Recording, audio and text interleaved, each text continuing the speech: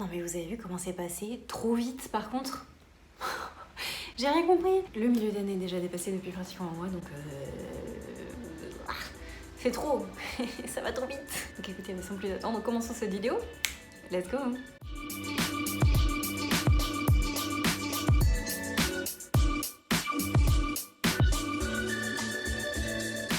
Bonjour à tous. Comme vous l'avez compris, on va faire le bilan de ce début d'année. Donc on peut appeler ça un bilan mi-annuel.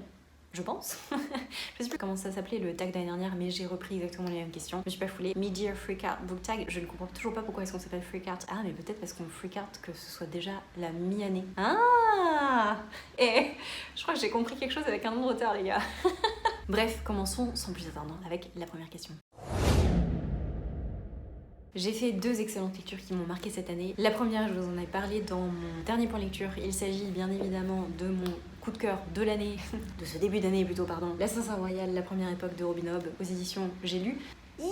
J'aime trop ce livre, j'ai trop aimé, je vous ai étalé le pourquoi du comment dans ma vidéo qui est parue juste avant celle-ci. Si vous voulez plus de détails, je vous invite à aller voir ça. De toute façon, je pense que tout le monde s'accorde sur l'Assassin Royal pour dire que c'est incroyable. Donc je pense que vous n'avez pas besoin de mon argumentaire supplémentaire pour être convaincu que c'est un livre super. Enfin que du coup c'est des livres super puisque on est sur l'intégrale, donc ça regroupe les 3 premiers livres de l'histoire en un seul. Quoi qu'il en soit, oui, ça a été un énorme coup de cœur. Je pense que ça a été le plus gros coup de cœur de ce début d'année quoi qu'il arrive. Je vais me faire un plaisir de continuer pour sûr. J'espère que le second intégral sera à la hauteur du premier. J'ai très peu de doutes sur la question, mais je vous tiendrai au courant bien évidemment quand je continuerai. Le second livre que j'ai vraiment adoré découvrir, je vous en avais déjà parlé et je vais essayer de faire vite puisque je sais que c'est un livre qui n'existe plus et qui va toucher très peu de personnes. Il s'agit de Sunday Stones de Riles, qui est un chanteur, compositeur et auteur. J'ai vraiment adoré découvrir ce livre-ci. On va suivre tous ces déboires un petit peu psychologiques quant à la création de son second Riles Sundays, où en gros il sortait un son par semaine tous les dimanches et il s'y est tenu pendant un an. Ça veut dire qu'il a sorti 52 sons qu'il a créés de A à Z toutes les semaines, toute l'année. Je sais pas si vous vous rendez compte du travail monumental que ça demande. Bref, encore une fois, j'adore ce mec. Je pense que je vous l'ai déjà dit plein de fois. On va suivre les 52 musiques qu'il a créées avec l'état d'esprit dans lequel il était, ses propres déboires émotionnels et mentaux, les problèmes auxquels il a été confronté, qu'est-ce qui l'a inspiré à ce moment-là, puisque c'est des chansons qui ont été faites dans l'instant présent, puisque il n'a pas le choix en fait, il a une semaine pour le faire, donc autant vous dire que ce qu'il vivait dans l'instant présent, c'était retranscrit dans les musiques qu'il avait, même s'il en avait quelques-unes en backup. Soit, dans tous les cas, ça a été hyper intéressant de se plonger dedans, en sachant qu'en plus, je vous l'avais déjà montré, il y avait une immersion supplémentaire avec en fait, vous mettiez votre téléphone, vous téléchargez une application sur votre téléphone, vous le mettez sur l'image et l'image s'anime et ça devient une vidéo en fait, donc c'était encore plus immersif. Et j'adore ce livre, l'objet livre est incroyable, il est mis bien en évidence sur ma bibliothèque, je peux vous l'assurer.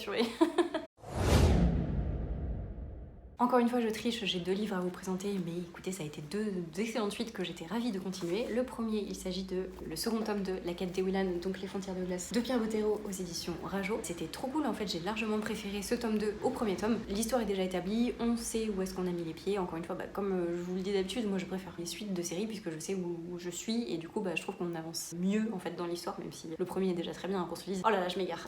Tout ça pour vous dire que j'ai vraiment beaucoup apprécié ce tome 2, plus que le premier tome. J'ai trouvé ça très appréciable, l'évolution des personnages, comment est-ce qu'ils évoluent tous ensemble, la relation qu'ils ont tous ensemble, les liens qu'ils créent, qu'est-ce qui se passe aussi en termes de péripéties, en termes de pouvoir, qui évolue sur quoi, avec quoi, comment. Trop cool. Toute l'introduction des nouveaux persos qui ont été faites dans ce second tome était très bien aussi, la diversité toujours extrêmement bien représentée, c'est très fluide, l'écriture est super chouette. Je n'ai rien à reprocher à ce tome 2, comme je vous l'avais déjà présenté au préalable, c'était une excellente suite de série, donc je suis très contente d'avoir continué et je serais ravie de poursuivre toute cette aventure Bottero, j'ai envie de vous dire. Et je ne vais pas m'épancher davantage puisque je vous en ai aussi parlé dans mon dernier point lecture. La seconde suite de saga que j'ai adoré lire, sans surprise.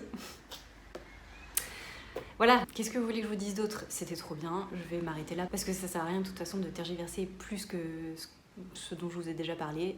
La suite de Anne, ce sera toujours un plaisir. Profitez, cette année c'est la dernière fois que vous le verrez puisque en fin 2023 les 2 derniers tomes sortent et ensuite il n'y en a plus. Donc je vais peut-être changer de rengaine l'année prochaine quand on fera le bilan mi-annuel. Mais dans tous les cas cette année c'était toujours un plaisir et une excellente suite de saga que je suis toujours plus que ravie de découvrir. Et forcément vous vous doutez que ça me fait rebondir sur une suite très peu originale. Les sorties que j'attends, c'est bien évidemment les 2 derniers tomes de Anne qui sont à paraître pour septembre et novembre, il me semble, 2023.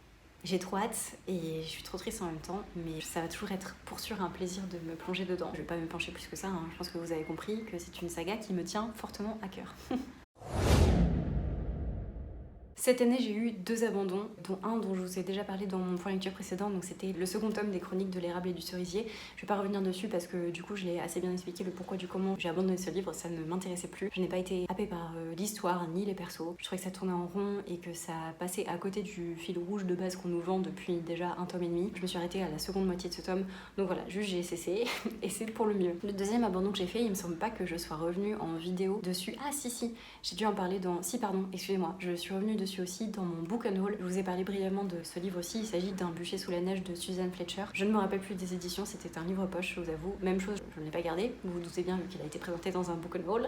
Merci Captain Obvious. Comme je vous le disais dans mon book and haul, pour résumer aussi très brièvement, c'est un livre qui ne m'a pas du tout transcendé. A contrario, j'avais vraiment beaucoup de mal à retourner dans ce livre. Il me semble que j'ai lu même pas un tiers et j'avais déjà fait je ne sais combien de pauses parce que j'arrivais pas du tout à me mettre dedans. Je trouvais que le ton était extrêmement lourd. J'avais vraiment beaucoup de mal avec le ton employé et du coup ça me sortait en plus de ça parce que je sais pas, j'avais l'impression que vraiment la meuf elle en faisait des caisses quand t'as parlé. Je constate que sa situation n'est pas simple, clairement. Ça n'a pas du tout fait pour moi. Je me suis pas sentie attachée à ce personnage. Je n'arrivais pas à me mettre dedans. Non. Et puis, je sais pas, le froid et tout. Alors, moi, je suis pas du tout une meuf du froid déjà de base, donc ça m'a pas aidé non plus. J'avais l'impression d'avoir une chape sur moi dès que je lisais. Genre vraiment, non. Après, c'est peut-être ça qu'il fallait ressentir, hein. Je constate que ça se trouve, si c'est son but, c'est très bien fait, mais du coup, c'était trop pour moi. Ce n'est pas des choses qui me plaisent en règle générale. Je pense que vous avez un petit peu saisi ma personnalité, hein. On n'est pas sur de la lourdeur. J'aime bien quand c'est léger et que ça respire. Un petit peu d'air et d'espace, ça fait du bien. Et là, c'était vraiment tout l'inverse, donc je me suis pas du tout sentie à l'aise dans cette lecture. Je n'avais pas envie d'y retourner. Donc j'ai lu une petite trentaine de pages, je crois, et puis après j'ai fait allez, j'arrête, c'est trop pour moi, je me sens pas bien, j'ai pas envie, ça me saoule, c'est trop lourd, je me sens pas du tout attachée au personnage. Pourquoi je continue? Je ne sais pas. Et j'arrête. Voilà, tout simplement. Pour cette catégorie, je vous avoue que j'ai un petit peu cherché, mais au final, il m'en est venu un où je me suis dit ah oui, vraiment, je m'attendais pas à ça parce que finalement, quand je me suis plongée dedans, je m'attendais pas à grand chose. Et du coup, ça a été un réel plaisir de découvrir tout ça. Je vais vous dire le titre et puis après, on va plonger plus dans le détail. Il s'agit de George Sand. Pas du tout. Il s'agit de George Sand, Fille du siècle, aux éditions Delcourt Ancrage, de Séverine Vidal et de Kim Consigny. J'avais lu ce livre dans le cadre d'un 24 heures Edaton que j'avais organisé toute seule de mon côté. Voilà, si vous voulez participer, ne m'appelez pas. Ça a été vraiment une surprise puisque, comme je vous le disais au préalable, je ne m'attendais à rien en fait en plongeant dans ce livre. J'avais en fait quelques traits de personnalité de George Sand puisque c'est un personnage qui est quand même hyper connu dans le monde littéraire, mais je ne connaissais rien de sa vie, je ne connaissais rien de ses œuvres, je connaissais rien du tout d'elle en somme. Et ça a été vraiment un réel plaisir de découvrir cette femme et de découvrir à quel point est-ce qu'elle a influencé le monde dans lequel elle vivait. C'était une femme qui était très engagée, qui a prôné ses valeurs haut et fort et qui les a défendues face à l'adversité, qui a influencé vraiment des grands noms de son époque qui sont passés dans sa vie en bien ou en mal, et on sent que vraiment cette femme elle a eu une vraie incidence sur la société dans laquelle elle a vécu. Donc c'était fou en fait de découvrir ça et je ne m'attendais pas à ce que ce soit à ce point. C'était très inspirant de découvrir une femme qui s'est battue pour des valeurs qui sont nobles et qui n'a pas lâché en fait malgré tout ce que le monde disait, et en plus de ça c'était d'autant plus compliqué parce que la place de la femme à l'époque c'était vraiment pas ouf, qu'on se le dise, je pense que tout le monde est d'accord là-dessus et tout le monde est au courant. C'est d'autant plus louable qu'elle est restée dans ces positions tout le long de sa vie et ça a été un petit peu accepté malgré tout. Ça prouve qu'à elle seule elle a réussi à faire avancer les choses, donc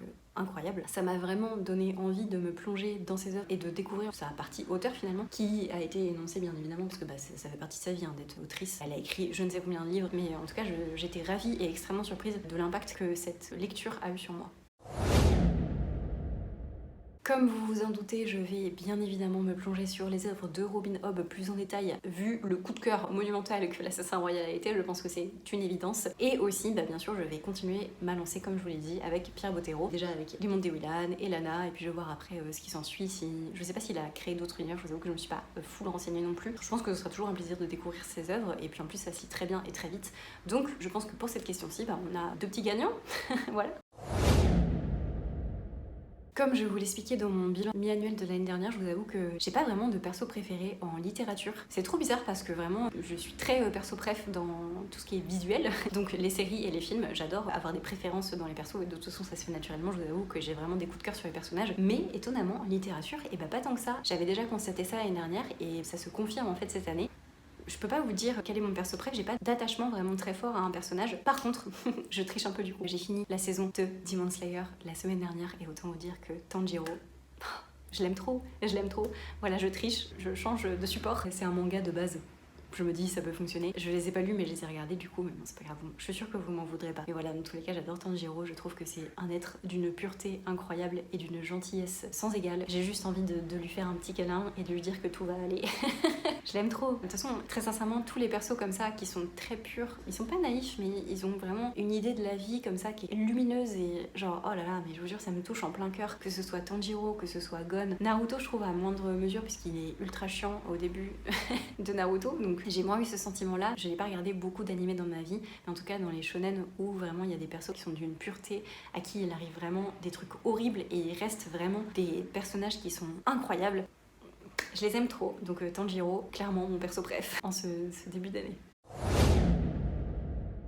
Bon bah là on va pas se battre puisqu'il y en a qu'un seul, je vous en avais aussi parlé dans un point lecture et autant vous dire que ça a été la chialade fort.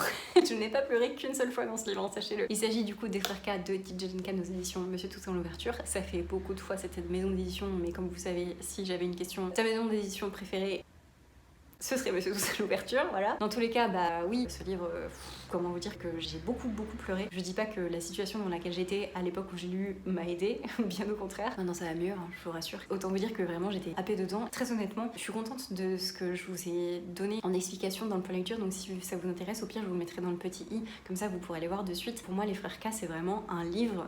Je n'ai jamais eu cette expérience de lecture autre part que dans ce livre aussi, puisque les émotions, les gars, c'est incroyable. On passe par tout un panel d'émotions dans ce livre. On a peur, on pleure, on rigole.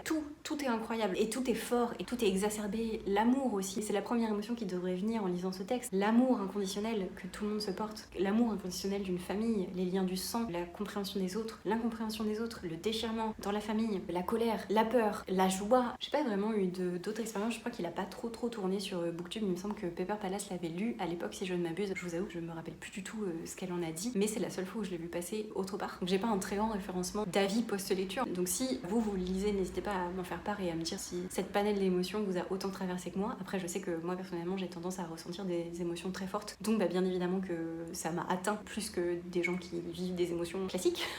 Je suppose. Je sais pas comment vous pouvez faire pour chialer dans ce livre en fait, genre vraiment j'ai trop pleuré, je pense plus de 10 fois pour sûr. Dans tous les cas voilà, c'est un livre qui m'a beaucoup ému, qui m'a beaucoup touchée. Ce n'est pas un coup de cœur puisque comme je vous l'avais précisé aussi dans mon point de lecture au préalable, il y a toute une partie baseball qui a fait que ma note entre guillemets a un petit peu baissé, mais sinon waouh, quel récit impactant, c'était incroyable, je vous le conseille toujours autant. Mon avis n'a pas changé, même à froid, puisque quand je vous avais fait le point de lecture, il me semble que je venais de le finir. Vous vous laissez traverser, vous vous laissez emporter, c'est un panel d'émotions incroyable, et bah il y a aussi de la tristesse, puisque bah c'est la vie en fait, tout simplement, c'est un récit de vie. On suit une famille sur 20 ans, donc autant vous dire qu'en 20 ans il se passe beaucoup de choses en termes d'émotions, en termes d'évolution. Bien sûr que la tristesse est présente, c'est normal, en 20 ans, vous doutez bien que ça va pas être tout rose et tout beau, mais dans tous les cas voilà, ce livre clairement m'a fait pleurer, et c'est le seul de cette année qui m'a fait pleurer. Une petite victoire pour la grosse chialeuse que je suis. Ici j'ai encore 2 livres à vous présenter, mais je vais essayer d'être un peu plus brève. Le premier livre, il s'agit de Fangs, donc Croc en français, de Sarah Anderson aux éditions 404. Autant vous dire que j'ai trop aimé ce livre parce qu'il m'a fait vraiment rigoler à voix haute. Je vous en ai aussi parlé dans un point lecture, je vais pas m'épancher plus que ça. Pour l'histoire, on va suivre une vampire, donc cette personne-ci qui s'appelle Elsie, qui va rencontrer un loup-garou qui s'appelle Jimmy. Ils vont tomber amoureux et on va juste avoir des petites scénettes de leur vie quotidienne avec leurs conditions qui n'aident pas. Et du coup, ça fait des situations vraiment très cocasses et qui sont super drôles. J'ai vraiment adoré. Je l'ai relu déjà une fois entre temps. Et je pense que je le relirai encore puisque c'est un livre qui me fait rire. Écoutez, les 2 fois où je l'ai lu, j'ai rigolé, donc ça m'a rendue heureuse. Si je rigole, c'est que je suis contente. Je vous conseille très fortement, si vous voulez rigoler et avoir un petit peu de bonne humeur et de légèreté, d'amour et de drôlerie, c'est par ici, je vous le conseille très fortement, trop cool. Le second livre qui m'a rendue heureuse et qui m'a fait vraiment du bien, il s'agit de L'espace d'un an de Becky Chambers, le premier tome de sa saga Les Voyageurs aux éditions La Talente. J'ai vraiment beaucoup aimé ce livre, je suis en cours de lecture du 3e, jusqu'à maintenant c'est toujours celui-ci mon préféré. Ça m'a rendue heureuse parce que ça m'a fait vraiment du bien de lire ce livre, parce que les relations interespèces étaient juste bien en fait, je sais pas comment vous le dire autrement. C'était bienveillant, c'était ouvert, il y avait une ouverture d'esprit qu'on n'a pas aujourd'hui qui fait vraiment du bien, une acceptation de l'autre qui n'existe pas à ce point dans notre monde actuel et on en aurait tous bien besoin, et ça fait juste du bien en fait de lire des choses comme ça, même si c'est pas dans la vraie vie, de voir que dans un certain prisme c'est possible et que ça peut même aller au-delà puisqu'on parle d'interespèces et on parle de l'univers en fait, donc ça veut dire qu'il y a plein d'interespèces qui vivent entre elles, qui ont réussi à créer quelque chose entre elles, et on voit les interactions et l'évolution et on suit en fait tout tout un équipage où il y a plein d'espèces différentes et ils arrivent à vivre ensemble et à se soutenir et à s'aimer parce qu'il y a un petit peu d'amour, même si c'est pas de l'amour charnel, vous voyez. On sent qu'ils sont tous liés. En fait, c'est juste les sentiments et les émotions humains, entre guillemets, parce que nous on connaît que ça, mais c'est les sentiments humains qui sont juste pris du côté positif de la chose. D'ailleurs, c'est de la SF positive, hein, donc ça porte bien son nom. Et ça fait juste trop du bien en fait d'avoir ce prisme-là de la vie. Voilà. Donc clairement, ça fait du bien, ça rend heureux, c'est doux, c'est beau. Même si c'est pas de manichéen, qu'on se le dise, tout n'est pas blanc et tout n'est pas noir. Il y a du gris dans ce monde aussi, mais ça rend les choses d'autant plus réalistes, même si c'est pas le cas malheureusement. Et ce serait bien qu'on arrive à faire ça déjà que entre humains. Mais bon, écoutez, c'est un autre débat. Dans tous les cas, voilà, ça m'a rendue heureuse parce que ça m'a vraiment fait du bien sur le coup. J'ai vraiment beaucoup aimé ma lecture. Bon bah là franchement je vous avoue que j'ai un panel de livres. Vous voyez la pile elle arrive jusque là. Cette année j'ai... Alors je sais pas si je me pose, hein, vous permettez. Je sais pas si vous avez constaté, mais je trouve que cette année-là, enfin oui si ça va faire un an je pense à peu près, il y a un espèce d'engouement autour de l'objet livre que je comprends tout à fait puisque j'en fais clairement partie, hein, je participe à cet engouement clairement. Mais vu qu'il y a un engouement qui se fait autour de l'objet livre, je trouve que les maisons d'édition se taffent de plus en plus pour nous sortir des objets livres sublimes et forcément ça joue en fait et ça influence de ouf dans nos achats. Je dis nos parce que je sais que je suis pas toute seule, mais en tout cas dans mes achats à moi pour sûr ça m'influence. Là je vous avoue que j'en ai plusieurs à vous présenter puisque il y en a plusieurs que je trouve vraiment très très beaux. J'ai fait déjà une sélection parce qu'il y en a d'autres que je trouve très beaux, mais bon je vais pas mettre tous les livres que j'ai non plus, on va se calmer. Je vais vous montrer ce que j'ai, j'en ai 1, 2, 3, 4, 5 et demi, ce qui est déjà pas mal. On va passer brièvement, je vais pas de toute façon vous dire l'histoire parce que ça sert à rien, c'est juste pour parler du visuel. On est sur une dernière question extrêmement superficielle. Allez, let's go. Donc le premier que je trouve vraiment très très beau, il s'agit de Pénélope Renditak aux éditions Hauteville de Claire North. Voilà, regardez, écoutez, à un moment donné, qu'est-ce que vous voulez que je vous dise d'autre? On a même l'intérieur qui est vraiment sublime. Je suis très contente d'avoir acquis celui-ci et je le trouve vraiment très très beau. J'adore les couleurs, j'adore les feuillages. Que voulez-vous? Un autre que j'ai eu il y a très peu de temps en occasion, qui est sorti il y a quelques temps déjà, mais que je trouve très beau et que j'ai trouvé déjà très très beau de base. Il s'agit de Diamant de Vincent Tassi aux éditions Nemos. Ah, j'adore ce livre, je le trouve vraiment mais sublime. Déjà cette peinture, je l'aime trop. Je sais plus comment elle s'appelle. C'est de Alexandre Cabanel et ça s'appelle L'Ange déçu.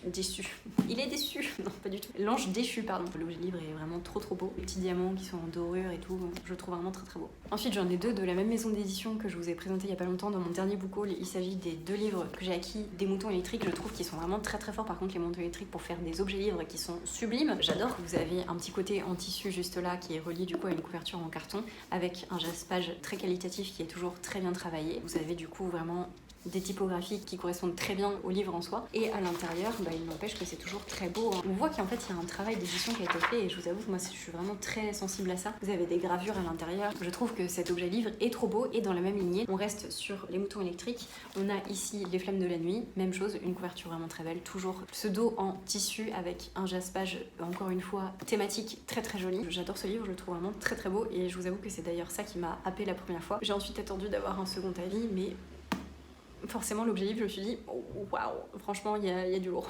Et enfin pourquoi je vous ai dit 5,5, puisque j'ai réussi à choper sur Vinted les contes de Monte Cristo, donc première partie et seconde partie. Le livre est séparé en deux, les couvertures sont trop belles. Et de plus vous avez l'intérieur, je sais pas, genre, je trouve ça vraiment tout fluide et comment dire, pas l'ergonomie, mais vu qu'en fait c'est des livres qui sont larges, je trouve que vraiment ça prend de l'espace et c'est beau, tout simplement. Vous avez même le derrière qui est travaillé, et là aussi, autant vous dire que c'est très joli, hein. Voilà, je trouve que ça fait partie des plus beaux livres que j'ai acquis cette première partie de l'année. J'en ai donc terminé avec ce bilan mi-annuel, j'espère que cette vidéo vous a plu, n'hésitez pas à répondre aux questions vous dans les commentaires, mais je suis très curieuse de savoir qu'est-ce qu'il en est de votre côté, donc n'hésitez pas, et puis écoutez, moi je n'ai plus qu'à vous souhaiter d'excellentes lectures, et je vous dis à très bientôt. Bisous.